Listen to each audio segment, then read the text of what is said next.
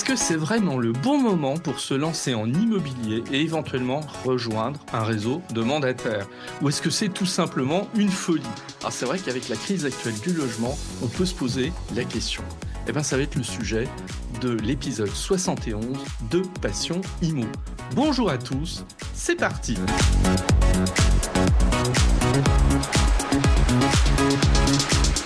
Alors, on est bien obligé de reconnaître la crise actuelle du logement. On en parle tous les jours, c'est les particuliers qui s'en plaignent, il y a la crise concernant l'obtention de crédits immobiliers, les difficultés des vendeurs à ajuster un prix qui serait aujourd'hui un petit peu plus juste que ce qu'il n'était il y a encore un an ou deux, la crise dans le neuf, alors, qui est extrêmement sévère, celle-ci. Donc, évidemment, dans un contexte pareil, quelqu'un qui, en 2024, aurait le projet, ou en tout cas mûrirait ce projet depuis longtemps, après tout, de rejoindre un réseau de mandataires, voire une agence immobilière comme agent commercial, peut s'interroger, est-ce que c'est le bon moment? Est-ce qu'il ne vaut pas mieux attendre? Et la question, elle est tout à fait légitime. Alors, c'est vrai que la crise... Il ne s'agit pas de la relativiser, évidemment, mais elle n'est pas aussi uniforme qu'on l'imagine, tout simplement parce que si je prends le cas de la vente, de la transaction dans l'ancien, les transactions dans l'ancien, évidemment, ne sont pas au niveau de celles que l'on avait encore en 2021 et 2022, puisqu'on a terminé la fin de l'année avec 900 000 transactions dans l'ancien sur l'ensemble du territoire, mais 900 000 transactions dans l'ancien sur l'ensemble du territoire, c'est encore un score très honorable.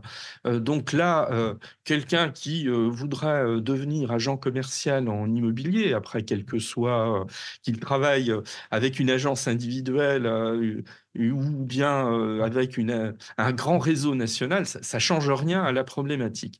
Donc lui, il pourrait très bien se dire, après tout, pourquoi pas, il y a encore des affaires à faire. Et est-ce qu'il y a encore des affaires à faire? Oui, c'est une évidence. Surtout qu'on voit aussi des signes de reprise, qui sont des signes de reprise évidentes. Il y a une baisse des prix, peut-être pas encore suffisante, mais qui fait que les acquéreurs vont retrouver un petit peu d'appétence à l'achat. On a également un autre point qui est à souligner, c'est que les banques, elles prêtent de nouveau. Alors bon, attention, c'est pas encore la grande euphorie, restons zen sur ce constat, mais il y a un frémissement quand même. Or, les réseaux de mandataires, ils se sont installés dans le paysage de manière solide et, à mon sens, durable. Je prends qu'un chiffre. Le nombre de mandataires en immobilier, il était multiplié par 5 entre 2015 et 2022. Multiplié par 5. Alors évidemment, ça correspond à une période où le marché de l'immobilier se dynamisait pour atteindre les records qu'on a enregistrés il y a 3 ans. Mais il n'empêche que ce modèle économique, la crise actuelle, elle ne va pas le remettre en cause. Peut-être qu'elle va l'atténuer dans son expansion, mais en tout cas, dès que une reprise sera là, il est évident que les mandataires vont reprendre un peu de poil de la bête, si je peux me permettre l'expression, et que le modèle économique, il est évidemment durable et clairement installé. Donc, cet engouement pour la transaction, sous cette forme en tout cas, devrait se poursuivre malgré la crise, sans trop de problèmes, tout simplement parce que ce modèle économique, il correspond aussi à une attente. L'attente, c'est de personnes qui veulent travailler avec une certaine forme de liberté, et puis certains aussi qui veulent faire de l'immobilier une activité secondaire, en plus d'une autre activité. Alors évidemment, dans ces conditions-là, être mandataire a tout à fait sa pertinence. Alors pour parler de tout ça, vous le savez, j'aime bien inviter des personnes, des spécialistes, des experts. Alors mon expert aujourd'hui, c'est Samuel Coe. Alors Samuel Coe, c'est plus qu'un expert puisqu'il est, il est directeur général d'EXP France. EXP, c'est un réseau de mandataires dans un premier temps installé aux États-Unis, qui a essaimé à travers le monde entier. C'est un des premiers réseaux, si ce n'est le premier réseau mondial.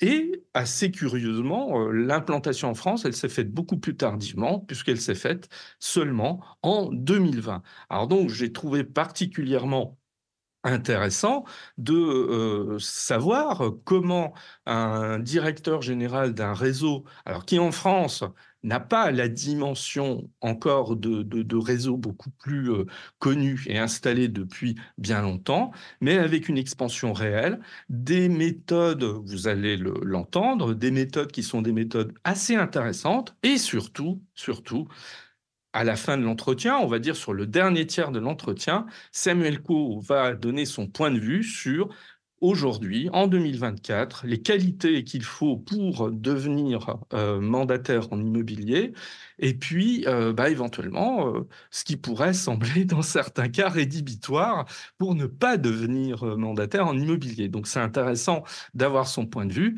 et puis lui il nous dira si il y a encore une opportunité, une pertinence en 2024 à toquer à la porte des mandataires et de XP en particulier, parce qu'évidemment, lui, il va le voir sous son prisme, pour répondre à cette grande question que j'ai posée au début de cet épisode. Est-ce que c'est opportun en 2024 d'envisager de devenir mandataire en immobilier de manière particulière, mais de manière plus générale? Est-ce qu'il faut attendre ou est-ce que on peut foncer?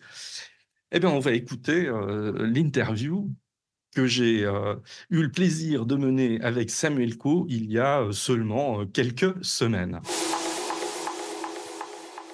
Alors, on va peut-être parler du modèle XP, parce que je suis allé un peu fouiner quand même, parce que alors je connaissais de nom, mais pas de manière suffisamment approfondie. Je le dis en toute franchise, surtout que j'ai le sentiment qu'en fait, on est sur un réseau qui est un réseau qui est encore modeste par le nombre de personnes qu'il compose, hein, comparé évidemment aux grands qui sont installés en France. Bon, le système UXP, c'est quoi son originalité par rapport à d'autres réseaux, tellement on a de réseaux de mandataires aujourd'hui? Alors, je suis obligé, Eric, de vous reprendre sur réseau modeste. Parce qu'on est le plus grand réseau au monde. Oui, On est la je plus parlais en grande France. agence intégrée au monde. Non, j'entends, j'ai bien entendu. Oui. Je me sens obligé de le dire. Je me Allez-y. sens obligé de le dire parce que c'est une véritable importance. Parce qu'effectivement, si le projet il avait été de faire un réseau de plus que les 180 existants en France, sincèrement, en tout cas à titre personnel, je n'en cache que moi, mais je n'en aurais pas vu l'intérêt. Là, au contraire, on a un réseau qui fonctionne. On a un réseau qui a trouvé son modèle économique, qui part à l'étranger et qui continue en agence intégrée. Qu'est-ce que ça veut dire, agence intégrée? Ça veut dire qu'aujourd'hui, moi, je suis le président de XP France, mais XP France appartient à 100% à XP Realty. Je n'ai pas acheté de master franchise. Je le dis haut et fort, parce qu'on me pose souvent la question, notamment les gros producteurs qui nous rejoignent d'autres réseaux. Voilà. Et ça change tout. Ça change tout parce qu'en fait, on est vraiment un modèle intégré. C'est vrai, dans les 24 pays, on travaille tous pour la même société. Et j'ai mes fonctions opérationnelles en France. Pardon si je m'éloigne un petit peu de la réponse, mais mes fonctions opérationnelles sont là, mais j'ai mes ressources humaines qui sont partagées entre l'Angleterre et les États-Unis. J'en fais une moi. Et voilà, mes supports sont pas là. Ma finance est entre l'Afrique du Sud et les États-Unis. Ça ne touche pas les conseillers. Ils sont payés en 2 heures à la réception des fonds.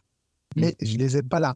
Ce que je veux dire par là, c'est que si j'avais dû tout monter ici en France, ça serait bien différent et pas du tout la même taille de structure, pas du tout les mêmes charges opérationnelles et pas du tout la même vitesse et puissance de frappe. Je parle même pas des outils tech comme Frame et XP World et Virbela que nous avons à disposition, ou l'HubSpot ticketing qu'on a mis en place pour gérer les demandes de tous les conseillers. Alors, on va en parler. Oui, on va en parler après. Voilà, plein de choses. Oui. Alors, donc, pourquoi en France? Alors, on est à 500 conseillers presque. On peut pas l'annoncer, on n'y est pas encore, mais 483 au moment où on se parle. C'est pas Evergreen du coup, mais c'est pas grave. Probablement 500 quand ça sera diffusé en 3 ans. C'est la plus pleine croissance qu'un réseau ait connue. Oui, parce que j'ai lu que vous étiez 400 au mois de septembre. Apparemment, hein, vous avez communiqué. Septembre-octobre, oui, ça va. Septembre-octobre. Donc voilà. Normalement, on communique sur de la réalité parce que nous sommes au Nasdaq, donc vaut mieux que nos chiffres soient bons. Donc, c'est évidemment surveillé. Donc oui, là, on ne devrait pas tarder à passer les 500. Donc c'est un réseau qui avance très vite, surtout sur un marché qui était plutôt en décroissance, croissance, en tout cas, où la croissance s'est un petit peu arrêtée. Donc on avance plutôt bien. Qu'est-ce qu'on vient apporter? On vient apporter de la fraîcheur, peut-être ce côté international n'existait pas vraiment. Il y avait des réseaux qui sont européanisés, mais de là à dire réellement internationaux, peut-être moins, avec réellement une volonté d'être international, outil pour l'être, partagé. Là, on a notre version 2 de notre métaverse, il est juste incroyable. Je vais me faire une réunion, je quitte la réunion hebdomadaire que je fais tous les lundis avec mes conseillers. Cette deuxième version permet à nos avatars, je parle en français, mon interlocuteur qui est anglais a le texte traduit devant lui. On va pouvoir donc aller écouter mes conseillers qui sont anglais, vont pouvoir aller écouter des conférences aux US, au Canada, au Chili, au Colombie, s'ils le souhaitent, et apprendre différentes choses dans différentes cultures, même si l'immobilier, ce n'est pas pareil, nous avons à apprendre de tous les autres. C'est peut-être c'était mon postulat français, hein. Je pensais qu'ils avaient... Mais finalement, si, ils ont beaucoup, beaucoup de choses à nous apporter. Donc, c'est une vraie richesse à la fois culturelle, économique, et puis une société cotée au Nasdaq, une société qui aujourd'hui fait un peu plus de 4 milliards de chiffre d'affaires, une société qui n'a pas d'endettement. Et je crois que, même si je ne sais pas si les gens ils sont sensibles, mais ils devraient, parce que c'est vraiment important. Nous sommes dans un marché qui est plus en hausse de 15-20% par an, ou de 10%, en tout cas pour la croissance du nombre de conseillers. Il va être essentiel d'avoir des sociétés qui ont une certaine pérennité pour ne pas se retrouver racheter, pour ne pas modifier son modèle, pour ne pas avoir des offres qui vont donner lieu à une réalité derrière. Voilà, les contrats se modifient et si on ne signe pas l'avenant, eh bien, on a le droit de quitter le réseau. Mais on est sur quelque chose d'établi qui permet, encore une fois, par nos choix stratégiques depuis 2009, de redistribuer énormément des 100% qui sont encaissés chez le notaire à nos conseillers. Et là, je crois que jusqu'à preuve du contraire, rapport prix-prestation, moi, en tout cas, je n'ai pas vu mieux que XP. D'accord. Alors, aujourd'hui, vous êtes à peu près 500. On reviendra sur les outils parce que justement, ça m'intéresse pas mal. Cette croissance, elle est un petit peu étonnante parce que moi, j'ai eu quelques chiffres d'autres réseaux de mandataires qui n'ont pas la même croissance. C'est le moins qu'on puisse dire depuis ces derniers mois, c'est qu'au contraire, il y a un certain nombre de collaborateurs qui les quitteraient parce que ils gagnent pas assez bien leur vie, pour se parler très franchement. Vous, quelle vision vous avez par rapport à ça? Vous êtes tombé sur des super collaborateurs? Vous avez trouvé une sorte de miracle immobilier qui serait un petit peu à contre-courant de ce qui se passe ailleurs? Non, mais parfois ils les quittent pour nous rejoindre aussi. Sur des bases communicantes. On les accueille avec plaisir, en tout cas ceux qui produisent. Nous, cette année, en 2024, on a aussi une nouveauté qui est d'avoir fait un parcours réellement pour les reconversions, qui vont être moins nombreuses. Une fatalité, il y a moins de gens qui auront l'appétence à l'immobilier, parce que l'immobilier est moins bien vu dans les médias, c'est pas plus bête que ça, puis il est plus compliqué, donc, un sens. Néanmoins, on continue à avoir pas mal de demandes de reconversion. On a déjà, et c'est un vrai bonheur, j'ai déjà des reconversions plus que réussies, c'est-à-dire des agents qui sont à 100%, donc plus de 80 000 euros par année de chiffre d'affaires, et qui n'étaient pas dans l'immobilier. Donc, comment c'est chez c'est un vrai bonheur de pouvoir partager ça. Donc, simplement, je pense qu'il y a de la place encore pour faire de l'immobilier en France largement. Il y a juste une concentration. Et puis, il y a juste parfois des promesses qui, encore une fois, ne peuvent pas être tenues. Pas qu'elles ne sont pas tenues, c'est qu'elles ne peuvent pas être tenues. C'est qu'à un moment donné, peut-être que certains ont aussi construit ou développé sur des moments où il y avait une forte croissance et il faut gérer aujourd'hui la stagnation, voire la décroissance. Il y a des politiques parfois, et moi je m'y suis refusé, de packages gratuits. Et qui ne donnent pas lieu à de la pérennité. Donc voilà, ceci expliquant cela, je pense qu'on a un marché qui est à peu près stable. Nous ne sommes pas en décroissance, au contraire. Il ne faut pas oublier que les mandataires, alors c'est 46 000, 48 000 conseillers en France, mais sur les 120 000 transactionnaires, il y a encore 72 000 conseillers qui ne sont pas mandataires. Tout à fait. Et chaque jour, il y en a qui passent de l'un à l'autre. Alors, j'ai toujours pas compris ce que voulait dire mandataire, mais celle-là, je l'ai fait plusieurs fois, donc je ne vais pas la refaire. Mais il y a des conseillers qui sont agents courts en agence et qui se posent beaucoup de questions. Il y a des agences complètes et nous avons ouvert notre modèle pour accepter les agences en entier. On a une modélisation spéciale pour eux. Ça plaît beaucoup. Ils gardent leur branding. Il reste l'agence Samuel Co. Immobilier, powered by UXP en petit. Mais ils ont tous les outils. Ils n'ont plus des choix non pertinents à faire de choisir si je conserve ce loger ou le bon coin. Et parce que ce loger en bureau particulier, non, on a besoin de se loger 40% de leads uniques. Je ne devrais pas le dire, mais enfin, pour se loger. Mais voilà, il y a un moment donné, c'est sacrifier ses conseillers si on arrête de se loger. On va le dire comment. Les 4 acheteurs sur 10 qui ne regardent que chez se loger. C'est pas démontré. Donc il y a des choses, voilà, je pense que le marché tentera encore de changer et que des réseaux comme le nôtre, probablement pas le seul, loin de là, j'ai des confrères qui font très bien leur job, mais ont une réelle place encore à faire et nous avons un réel potentiel de croissance pour apporter du service. Je suis une plateforme de service, je fais du B2B, mes conseillers sont mes clients. Donc je dois leur apporter le meilleur service au meilleur moment. La PropTech française est infiniment riche, il y a des nouveaux outils tous les jours, mais ça c'est notre job de les benchmarker, de sélectionner le bon, de faire un contrat cap. Si vous voulez le faire en agence, il y a un moment où c'est... Je ne sais pas à quel moment vous pouvez travailler, produire, développer, former, coacher. Je l'ai fait longtemps, mais c'est devenu, je pense, le métier a changé, c'est devenu trop compliqué. Alors, moi j'ai une question qui est pas provocatrice parce que c'est pas mon style, mais on a l'impression quand même que je vais vous citer une anecdote. Il y a 2 ans, j'assistais à un webinaire. J'étais invité donc par un grand réseau, alors que pour le coup je citerai pas. Donc il y avait une cinquantaine, une soixantaine de personnes qui participaient, qui en fait étaient candidats à rentrer dans ce réseau. Et je me suis rendu compte que finalement, on prenait un petit peu tout le monde, euh, sans grande sélection. Et moi, je me suis demandé si c'était toujours très sain de prendre toute personne qui souhaitait éventuellement rejoindre un réseau. Parce qu'il y a des bons, puis il n'y a pas que des gens bons. Voilà, moi, je le dis en toute franchise par rapport à ça. Vous, comment vous procédez sur ce plan? Vous prenez tout le monde ou vous sélectionnez un petit peu les personnes qui vous sollicitent? Elle n'est pas piège, mais vous adressez... j'ai l'habitude de toujours dire la vérité. Plusieurs phases. Et ça tombe bien parce qu'on est dans une nouvelle phase et je l'apprécie. Je suis parti de scratch. EXP, il y a 3 ans et demi, personne, très peu de gens, on va dire personne. Mais la population immobilière française savait même que ça existait. Pourtant, Oui. c'est déjà une grosse société. En France, en tout cas. Connaissait en France cette belle société américaine. Ouais. On a le droit de savoir ce qui se passe. Oui. Dire, on a le droit de savoir ce qui se passe ailleurs, même si c'est pas en France. Mais ce n'était pas le cas. Donc, on est parti de zéro. Moi, j'ai coopté les premiers, les deuxièmes, des gens qui sont toujours là, qui sont très bien. Mais voilà, vraiment, on est parti de zéro. Il y a un moment où les portes étaient grandes ouvertes. Donc, je ne m'en cache pas.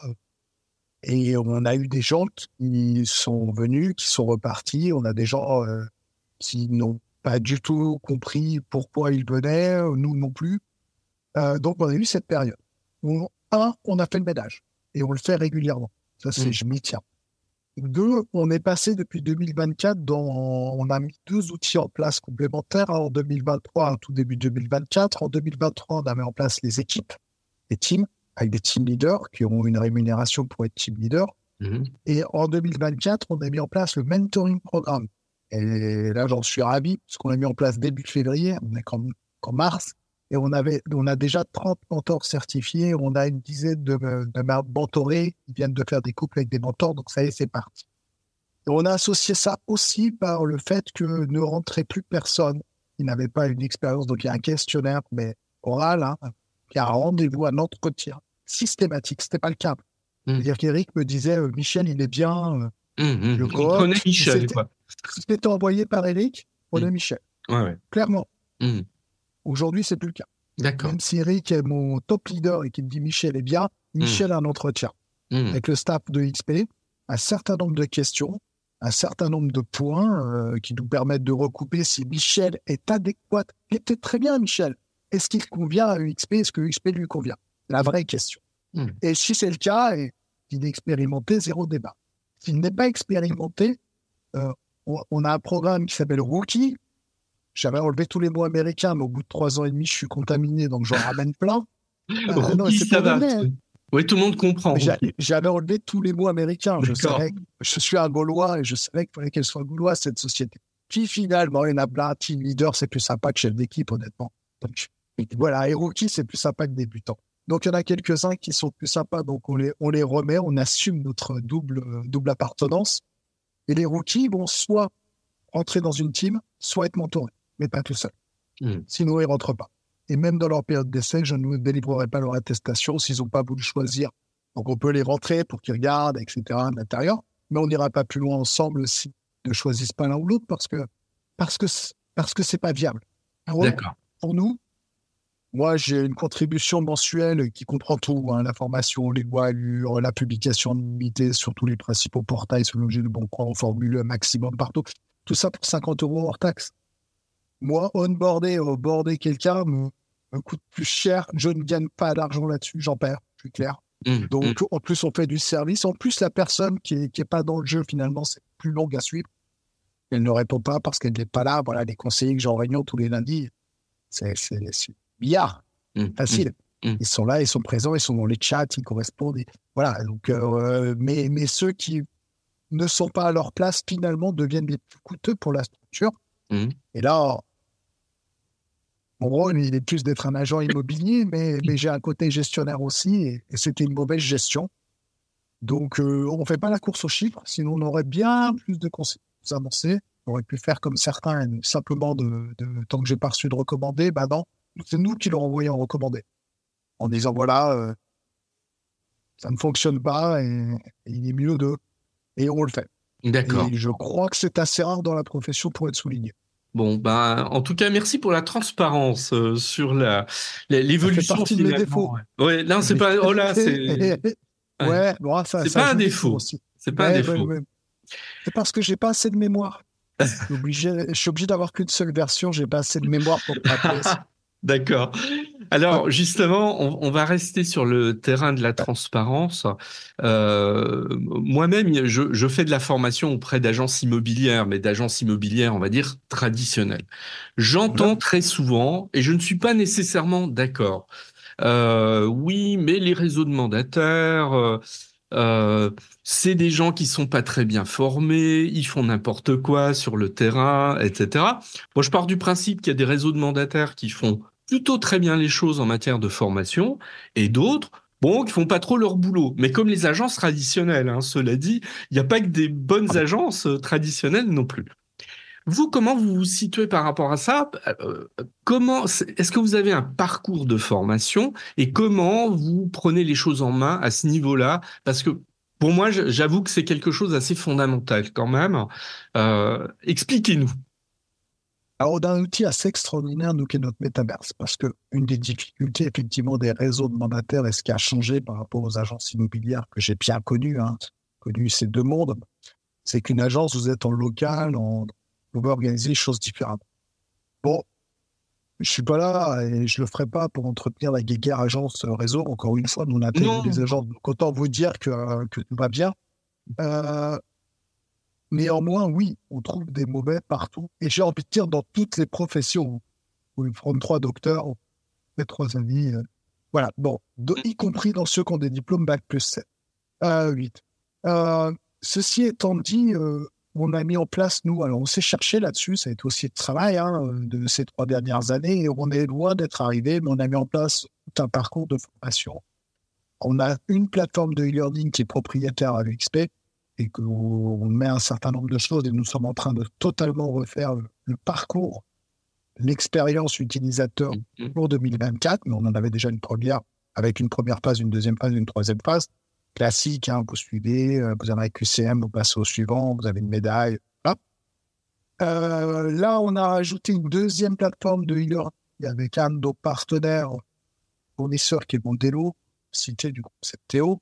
Et avec Modelo, on a mis l'Académie Modelo disponible et gratuite pour tous nos conseillers qui disposent donc pas mal de formations juridiques, formations généralistes et surtout des attestations de loi Lyon. pas nous-mêmes centre de formation. Donc là, mes conseillers peuvent avoir toutes leurs heures allure gratuitement, pas 1 euro. C'est pas neutre. Ce qu'on a rajouté, c'est la méta-intégration qu'on fait maintenant, lundi matin au vendredi après-midi, pour tous les nouveaux qui nous rejoignent. Donc, on leur propose des sessions. Elle n'est pas obligatoire. Chaudement. Dedans, j'ai un organisme extérieur qui intervient et ça leur fait bénéficier de 14 heures allure. Là, c'est purement métier. Les autres heures étant concentrées sur la découverte du staff. Donc, tout mon staff opérationnel passe, y compris moi, dans cette semaine. On apprend à se connaître, que ça va tellement plus vite quand vous savez à qui vous devez demander quoi. Donc, on a plein de documents qui le disent, mais quand on est venu le dire en personne. Donc, ça, on a constaté ça. Et puis aussi les outils. Utiliser Modelo, utiliser Apimo, voilà, qui sont nos outils. À qui je dois demander quoi, les boosts sociologiques. Bref, je ne vais pas vous faire tout le parcours, mais les outils. Dans l'idée qu'à la fois, ils aient la partie immobilière et la partie entreprise pour être le plus opérationnel au bout d'une semaine. On le sait, vous et moi, surtout si vous êtes formateur, on pourrait les enfermer 6 mois ou 1 an dans une salle. Ils ne sauraient pas tout. Il faut aller sur le terrain. Bien d'accord. Moi, ça fait 25 ans et au bout de 25 ans, j'en découvre tous les jours. Donc, pas tous les jours, régulièrement. Donc, ils ont cette humilité de penser qu'on ne peut pas tout donner en formation sur un starting. Tout à fait. Par contre, il faut donner un start, il faut donner une première, et essayer d'être le plus efficace en productivité pour que les gens sachent au moins où demander. Ils voient notre juriste, ils voient, etc. Donc, ils savent qui fait quoi et comment ça fonctionne. Et en plus, on le fait dans notre outil, qui est extraordinaire, qui est le métaverse. Et là, c'est un outil propriétaire, puisqu'il appartient au groupe. Il vient d'évoluer. Bon, il ne faut pas que je commence à parler de ça, sinon je suis dithyrambique, mais vraiment, là aussi, même les formateurs professionnels, et vous êtes bienvenus pour venir voir, sont bluffés de la qualité. En plus, on est dans l'audio. Vous savez qu'on doit avoir 2 oreilles et une bouche. Donc voilà. Le fait même, hier, les avatars bougent la bouche quand vous ouvrez votre webcam. Donc, il y a des évolutions sans arrêt. Mais oui, ils bougent les bras quand vous bougez les bras. Il suffit qu'il y ait du webcam. Ça n'existait pas avant-hier. Ça existe depuis hier.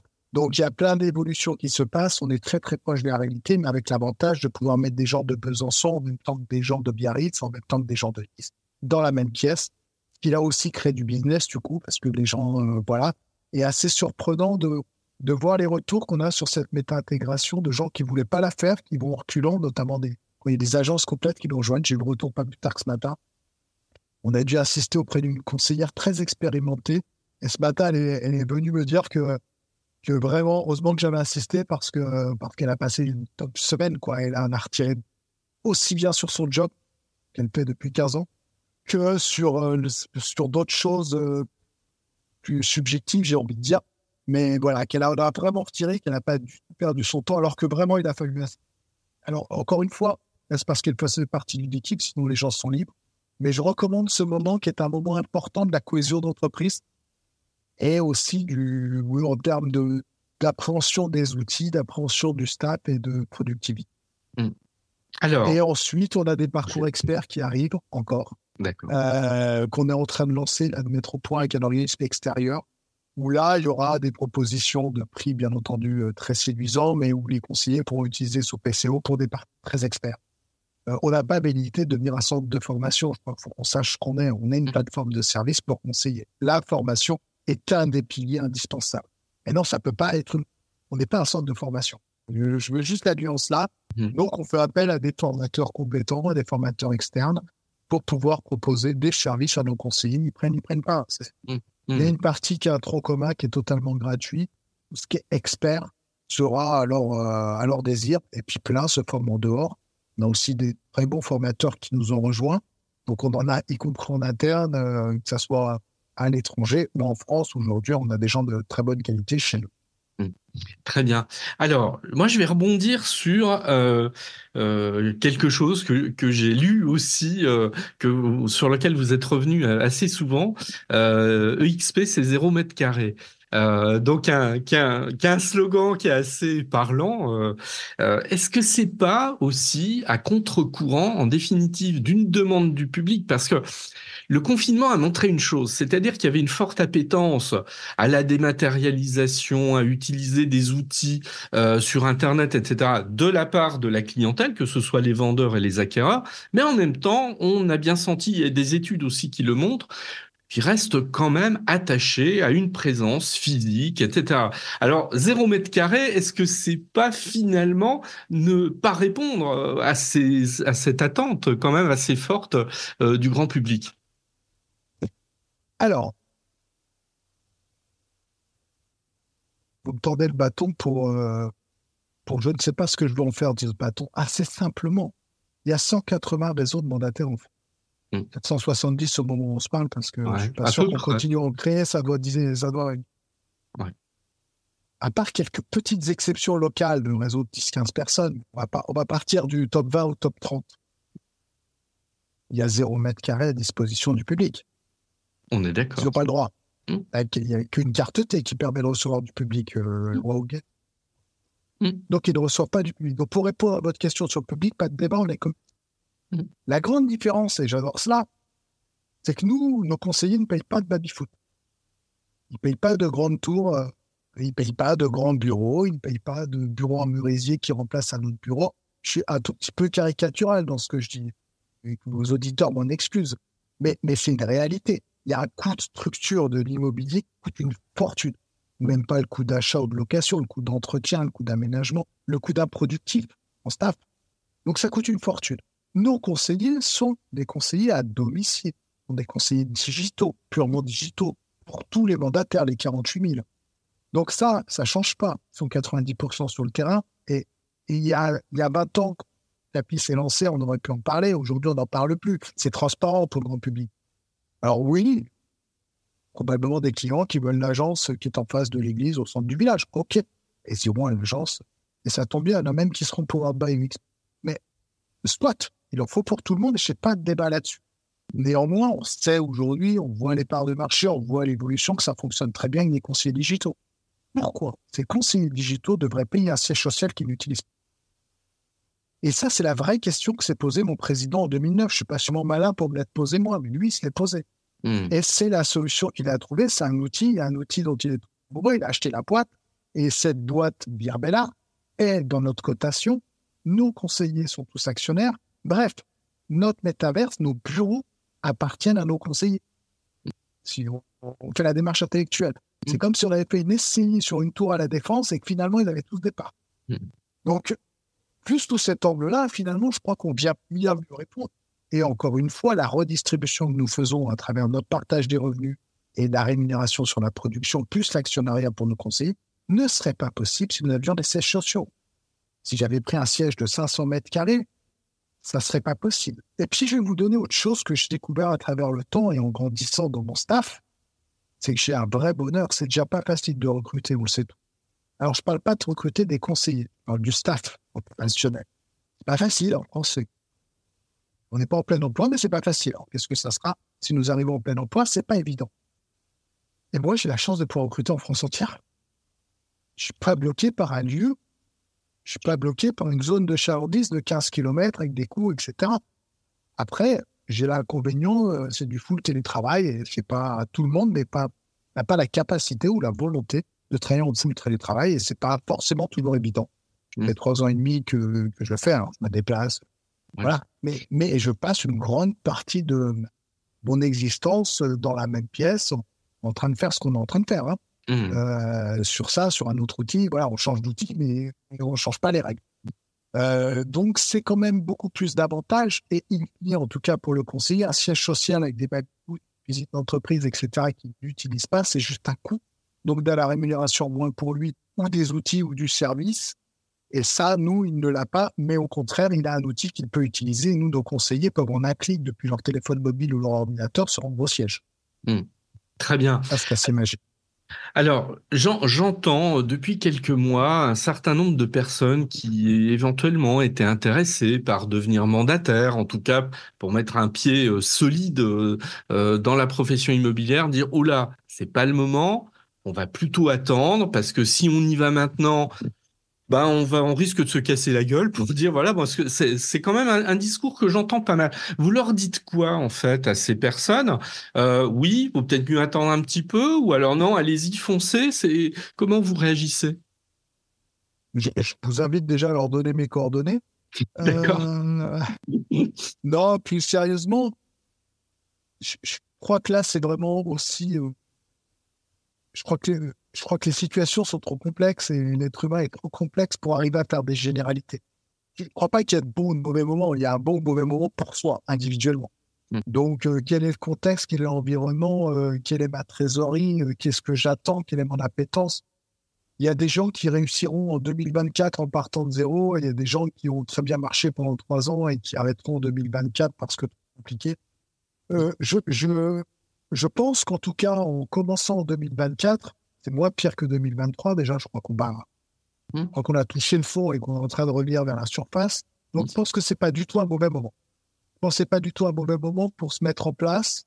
Je crois qu'il vaut mieux commencer dans le dur. Et ça, ma carrière professionnelle m'a quand même permis de le vérifier à plusieurs reprises, que dans le facile.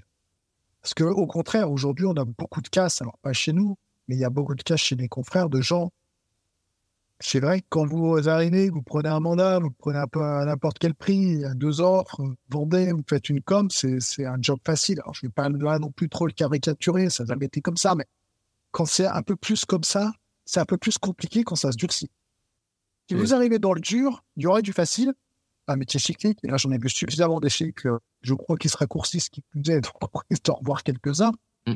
Si vous arrivez dans le dur, vous allez être le roi du pétrole. Il faut passer ce cap. Il vaut mieux se confronter à cela tout de suite que s'y confronter dans 3 ou 4 ans, quand ça se représentera sans avoir connu. Donc, oui, je crois que tous les moments sont bons, encore une fois, à mettre en adéquation avec la personne en face, sa situation. C'est sûr que c'est pas au moment où il a qu'il n'a aucune possibilité, qu'il faut gagner de l'argent la semaine prochaine. J'ai quelqu'un, alors c'est plus moi qui fais les premiers coups de fil, normalement, c'est mon équipe intégration, mais évidemment, il faut lui conseiller de trouver plutôt une place en intérim et de réfléchir à cela dans un second temps, quoi. Il faut avoir un peu de trésorerie pour aborder ce métier, mais je suis pas sûr qu'il en faille plus qu'avant. Il faut avoir envie, par contre, il faut être passionné et il faut travailler. Ça se passe pas sans travail, ça c'est certitude.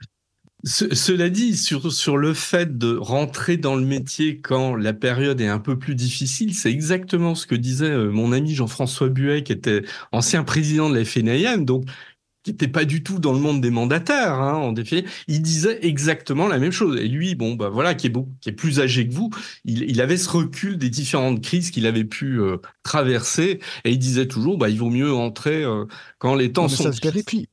Mais ça se vérifie en dehors de l'IMO, du reste. Ah, bien sûr. Ah oui, tout à fait. Oui. Moi, j'ai vu des très belles périodes, mais c'est vrai que les conseillers, je vais me tromper d'année, mais je crois pas, mais les conseillers qui rentrent en 2006, c'était n'importe quoi. Preniez un mandat, le soir, vous aviez 3-4 offres. À choisir la personne qui vous faisait une offre. Mais c'est vrai qu'un conseiller qui rentre à ce moment-là, s'il a un peu de réseau, qu'il a moyen de prendre 3-4 mandats, il va faire 3-4 affaires le premier mois. Vous le remettez 1 an et demi plus tard, en pleine crise des subprimes, il fait autre chose. Il ne peut pas te dire. Il est rentré, il faisait 2-3 affaires par mois en passant 3 coups de fil. Caricature, enfin, c'est du réel, là. Et 1 an et demi après, il n'y a plus un coup de fil, y compris si vous avez les meilleurs mandats du monde. Donc voilà, je pense que vaut mieux rentrer en pleine crise des subprimes, se construire, mettre en place les outils, les bonnes stratégies, la prospection. On ne va pas refaire tous les fondamentaux, mais mettre en place tout ce qu'il faut mettre en place, parce qu'il faut mettre en place un certain nombre de choses.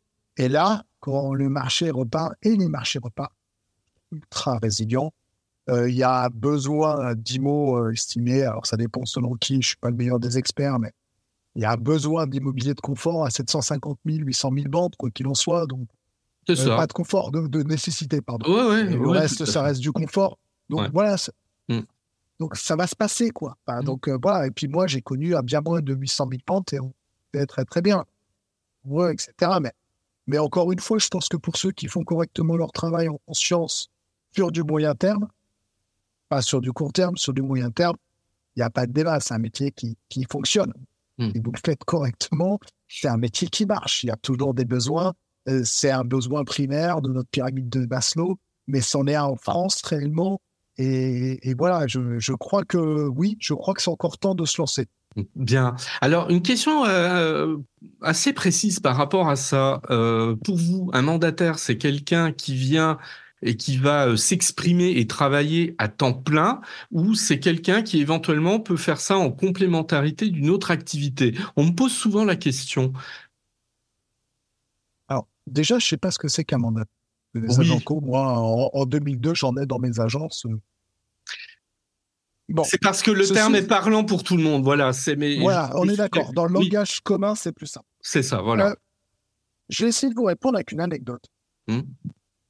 Il y a quasiment au début de mon activité chez XP en 2021, j'ai rencontré un certain nombre de gens et vu que la France s'ouvrait, j'ai un certain nombre de conseillers via nos systèmes internes américains qui ont pris contact.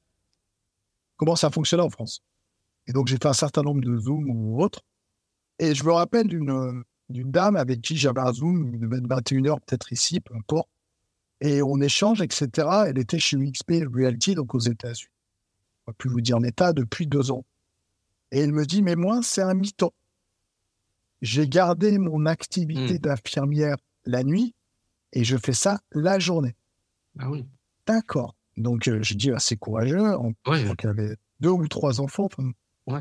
plus à l'américaine. Alors, ils bossent beaucoup plus que nous. Ils sont moins, on n'est pas traduit en anglais, non. Ils sont moins brillants que nous, mais ils bossent beaucoup plus que nous. Il n'y a pas de débat là-dessus. Non, mais pour de vrai, c'est pas un excès de vantardise français. Je pense qu'on va plus vite, mais par contre, ils bossent beaucoup plus. Ça, il n'y a aucun débat, non. Ceci étant dit, elle me dit ça, et puis on creuse, on reste un petit moment. Ouais, je lui demande combien elle fait de chiffre d'affaires en commission pour elle. Elle faisait 250 000 $. C'est une deuxième activité. Là, je dis, peut-être passer à plein temps. Elle me dit, oui, je l'envisage sérieusement. Là. Ah ouais, Donc, d'accord. voilà. Donc, ça dépend. Je réponds par cette anecdote, ça dépend de ce que vous en faites. Hmm. Je suis certain que, au mieux, une journée, une seule journée par semaine à l'immobilier, mais réellement à l'immobilier, ce qu'on fait, on le fait bien. Alors, peut-être que ça ne serait pas sur une journée. Et je crois que la passion l'emportera. Le tout, c'est de pouvoir avoir une pérennité financière. Donc, je préfère quelqu'un qui va faire un mi-temps et qui a une pérennité financière. Une très belle réussite. Je ne vais pas les mettre dans l'embarras, mais gens qui ont une activité professionnelle aujourd'hui. C'est pas dans l'embarras, c'est des cités, hein, mais voilà, quoi d'activité. Et hésite à la laisser et franchement, arrive vraiment à mener les deux et faire des super chiffres d'affaires chez nous. Hmm. Et c'est plus la sécurité. Alors, ils baissent les heures de l'autre côté, D'accord, ouais, qui ouais, leur permettent, ouais. ils réduisent, c'est des activités salariées, hein, purement, hein, mais ils Hmm. réduisent leur, voilà, ils passent de 35 à 32, de 32 à 28, Hmm. mais c'est peut-être ce qui leur apporte ce ballon d'oxygène ou cette sérénité, en tout cas, pour pouvoir le faire en bonus, le bonus rapportant plus que l'essentiel. Et là, j'ai envie d'être humble et de dire qu'il y a de tout. Le tout, c'est de faire la partie immobilière correctement. Donc, je suis Ouais, assez ouvert sur ce sujet et je pense qu'encore une fois, c'est pas dans... Nous, on ouais. doit apporter un service, on doit regarder les résultats, mais on ne doit pas juger de ce que les gens font et comment ils le font. D'accord. Donc en tout cas, c'est pas rédhibitoire et on peut imaginer d'avoir cette activité en plus d'une autre activité sans problème. Et alors, je vais juste faire cette addition, mais en plus, nous, on a quand même plein de gens qui ont des activités périphériques, Hmm. homestaging, Hmm. Hmm. donc architectes, on a des maîtres d'œuvre.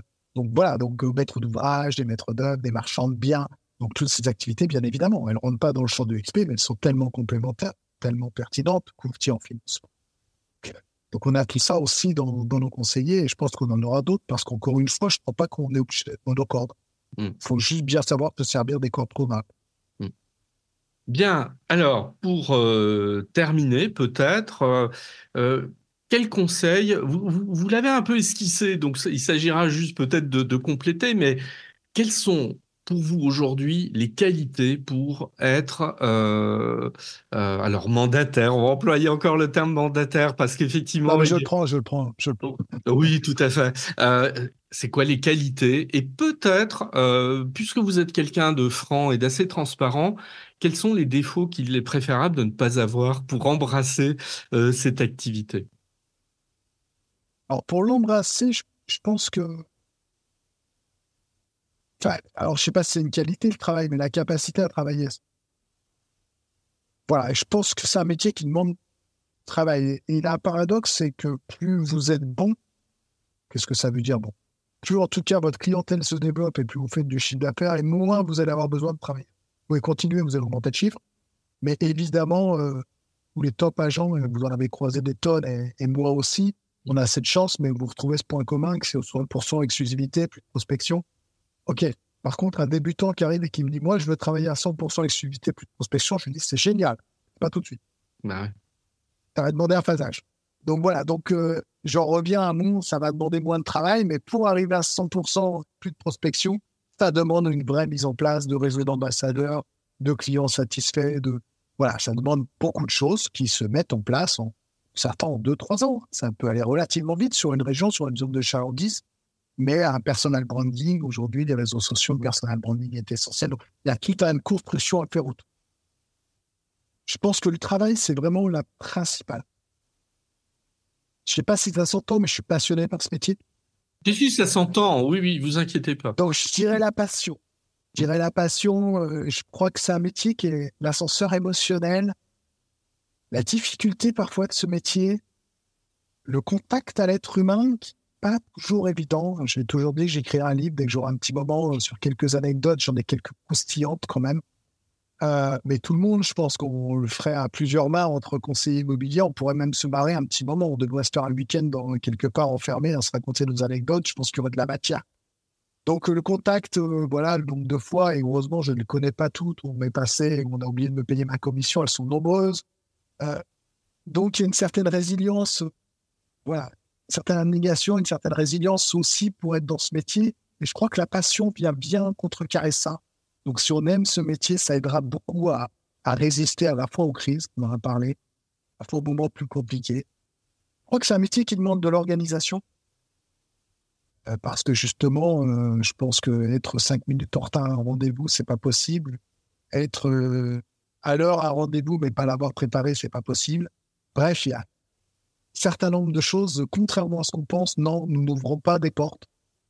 C'est pas nous, passe-partout. Il y a du boulot, en tout cas pour ceux qui réussissent, il y a du travail de préparation, d'anticipation, de suivi, de relance, bref. Voir que cette maison, la maison d'Éric, je l'ai vue il y a 1 an, il m'avait dit peut-être dans 1 an, je repasse. Je fais pas par hasard, et puis je repasse pas dans 1 an, je repasse dans 1 an, moins 3 mois, mais bref. Tout ça, ça s'organise, ça se structure. Je ne sais pas si j'ai fait le tour de tout ce que j'avais envie de vous dire, parce que c'est comme ça un peu à l'arraché, c'est pas des réponses que j'ai. La bonne humeur, pour avoir un côté commercial, il faut aimer les gens. Voilà, si j'ai oublié celui-là, aimons les gens. Enfin, si vous n'aimez pas les gens, faites pas ce métier. Clairement. On peut le faire avec finalité de l'argent, parce que c'est un métier d'argent. Toujours un peu gêné quand on me dit, moi, l'argent, je m'en fous. Bon, c'est pas tout à fait vrai. Mais pourquoi pas? Mais en tout cas, ne le faites pas que pour l'argent. Si vous n'aimez pas les gens, ça va être très compliqué. Ça va devenir vraiment très difficile, ce métier. On est au contact des gens en permanence et il faut avoir appuyé, on rentre dans leur intimité. L'immobilier est très intime. Alors, on peut avoir des successions, on peut avoir des divorces, on peut avoir des couples qui ne sont pas d'accord. On est à la fois psychologue, on fait beaucoup de choses, assistante sociale. Voilà, notre métier est assez diversifié. Et il y a ça aussi, il y a le côté chef d'orchestre, en orchestre. Il faut avoir la curiosité d'avoir plein de choses, plein de domaines de compétences et de continuer à les nourrir pour pouvoir évoluer. Ce qu'il ne faudrait pas avoir, c'est croire qu'en regardant certaines séries Netflix, ça se passe comme ça dans la vraie vie. Ça ne se passe pas comme ça dans la vraie vie. Non, mais avec tout le respect, elles sont très bien faites. Et Dieu sait, on en a plein aux États-Unis où c'est des conseillers UXP dedans, donc je n'ai pas de problème avec le concept. Oui, alors des séries très bien faites, mais très scénarisées en amont également. Complètement. Voilà. Ouais. Complètement, c'est 100%. C'est tout à fait. Ça, donc jamais fait d'immobilier. Voilà. Mais il y en a qui font de l'immobilier, j'en connais certains, donc pour de vrai, pour des gros chiffres, pour de vrai. Mais bon, néanmoins, oui, c'est pas ça. Le quotidien d'un conseiller immobilier, finalement, c'est pas ça, ni ce qu'on peut voir sur le groupe M6, en tout cas le groupe M6, la partie grand public, c'est pas ça. Voilà, c'est pas je prends une offre, je la présente, elle a accepté, on boit le champagne, on se fait une bise. Non, c'est plus compliqué que ça. Donc le faire en ayant pris vraiment, s'étant renseigné, et je vais simplement dire que c'est faire, je vous ai dit en pour qu'il ne faut pas avoir en compte. Si vous n'aimez pas les gens, ne faites pas ça. Ne faites surtout pas ça. Si c'est uniquement gagner une fortune et tout de suite, ne faites pas ça. ou bien un trader de crypto-monnaie, je ne suis pas sûr que vous fassiez fortune non plus, mais non voilà. Plus. Non. Mais vous allez le croire pendant un moment. Lui va vous dire que oui. Contrairement à moi. Donc non, c'est un métier où il faut 6 à 8 mois pour se mettre en route. Il faut avoir cette trésor, en tout cas un accompagnement qui nous permette j'ai pas peur de le dire, 6 à 8 mois. C'est pas 3 mois, c'est 6 à 8 mois. Tant mieux, il y en a qui le font 3 mois, y compris chez nous. Mais encore une fois, quand je donne un chiffre moyen, c'est une moyenne. C'est-à-dire qu'il y en a qui font 12. Il faut aussi l'entendre. Mais ça ne veut pas dire qu'ils réussissent pas. Il y a des 12 mois qui finissent avec des super chiffres. Consistance, c'est une traduction de l'américain, je ne sais pas si ça se dit comme ça, mais en tout cas, ils ont constitué. Ouais. Non, mais je vais vous dire un truc. C'est pas pour vous faire des éloges, parce que si c'était pas le cas, je le dirais pas. Moi, je trouve ça extrêmement sérieux et sécurisant que vous rappeliez bien cette exigence, de trésorerie, et que c'est pas une exigence de trésorerie de quelques semaines, quoi. Voilà, qu'il faut quand même, et dire le contraire, je trouve que c'est vraiment vendre de la poudre aux yeux pour ceux qui le font, en tout cas. J'aime les gens, mais sincèrement. Donc, je n'ai pas envie d'emmener des gens. Quel intérêt? Encore une fois, je ne gagne pas d'argent avec les 50 € par mois, j'en perds. Donc, quel intérêt pour pouvoir nous annoncer 600 conseillers au lieu de 404? Quel intérêt? Je vais mettre des gens dans des situations personnelles difficiles. Tout à fait. Donc, quel intérêt? Voilà, le but, il est que les gens soient en connaissance de cause. Et ça, c'est rappelé à mes équipes intégration. C'est clairement dit aux conseillers. C'est clairement expliqué. Je ne sais pas si ça a toujours été fait. On trouvera toujours des contre-exemples. Mais en tout cas, aujourd'hui, les process sont très clairs chez nous. C'est clair aussi que dès qu'on me pose la question. Et c'est la réalité. Voilà. C'est quelqu'un vous dit l'inverse, partez en courant déjà. Premier point, quoi. Voilà. C'est pas comme ça que se passe l'immobilier. On ne vous apporte pas de leads. Il y en a qui m'appellent, ils me disent combien de leads vous apportez. Fuyez ceux qui vous apportent des leads. Fuyez-les. Sérieusement. Je le dis haut et fort. Dès qu'on vous... Non, c'est un métier d'indépendant, c'est un métier où vous devez vous construire, où on vous apporte des outils, où on vous apporte de la méthode, on vous apporte de la stratégie, on vous apporte du support, de l'information, on vous apporte plein de choses. Nous, les publications, vraiment, il y a beaucoup de choses. Mais ne croyez pas au miroir aux alouettes. Et si c'est trop beau, c'est, à part le XP qui est vraiment trop beau, je peux confirmer aujourd'hui, mais à part celui-ci qui a fait ses preuves, parce que justement, côté au Nasdaq, 4,4 milliards de dollars de chiffre d'affaires, voilà, il n'y a pas de mystère 80. Et souvent, on est passé en 2016, on est 400 dans le monde, on est 90 000 aujourd'hui. Il n'y a pas autant de personnes qu'on peut se tromper en si peu de temps. En 7 ans, avoir 90 000 conseillers qui rejoignent un seul réseau et en font le premier réseau mondial, il y a quand même quelque chose qui est un peu supérieur à nous, d'humilité. Donc voilà. Et être humble aussi, je pense que c'est l'indispensable qualité du conseiller en immobilier. Bien. Savoir qu'il ne sait pas. Eh bien, écoutez, Samuel, je vous remercie pour cet échange et surtout votre franchise et puis les conseils que vous avez pu donner. Dans cette dernière partie, notamment, je trouve qu'on a un vrai vadémécum de ce que doit être, de ce que un agent commercial, en fait, aujourd'hui. Et je trouve qu'il y a d'excellents conseils dans ce que vous venez de dire. Vraiment. Merci, Samuel, et à bientôt. Merci à vous de m'avoir invité, avec grand plaisir. Merci. Au revoir. Merci. Au revoir. Notre entretien avec Samuel Coe est terminé. Alors j'espère que vous avez apprécié son franc-parler. Voilà, c'est comme à chaque fois, j'aime bien inviter des personnes qui ne sont pas dans la langue de bois. Il ne l'a pas été.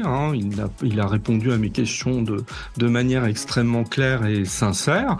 Donc conclusion, parce que c'était un peu le fil directeur quand même de cet épisode. Est-ce que 2024 est une année où on peut démarrer une activité immobilière en tant qu'agent commercial ou en tant que mandataire dans un grand réseau? La réponse, elle est oui, voilà. Alors évidemment, il faut y poser des conditions, il faut savoir si on est fait pour ça, etc. Enfin, je pense que Samuel Coe est largement revenu sur l'ensemble de ces interrogations. Alors, nous concluons cet épisode. Comme d'habitude, je suis joignable sur les réseaux sociaux. Si vous avez des questions à me poser, c'est le cas parfois. Vous m'interrogez sur un certain nombre de choses. Il est donc tout à fait possible de me joindre. Le plus facile, ça reste quand même LinkedIn, qui est le réseau quand même sur lequel je suis le plus actif. Et puis, si vous avez quelques secondes, je vous invite à aller noter l'épisode, en tout cas le podcast, aussi bien sur Spotify que sur Apple Podcast. Ça l'aide inévitablement à être un peu plus populaire et à monter en puissance tranquillement, même si au fil des mois, vous êtes de plus en plus nombreux à m'écouter et j'avoue que ça fait énormément plaisir. Voilà, je vous dis à très très bientôt. Passion Immo, c'est terminé, pour cette fois en tout cas.